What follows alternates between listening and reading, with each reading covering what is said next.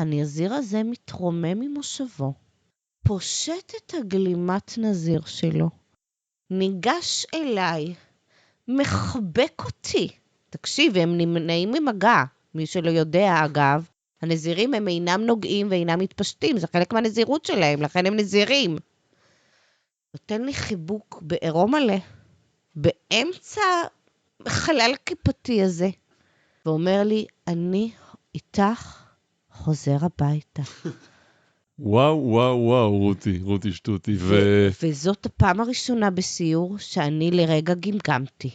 אני לרגע אמרתי... נותרת ללא מילים. ללא מילים וללא תחתונים. באמת, מה שהיה שם.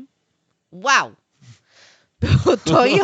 באותו יום כל הנזירים בזה, הם פשוט נושלו מהבעיים. נשלו אותם לגמרי.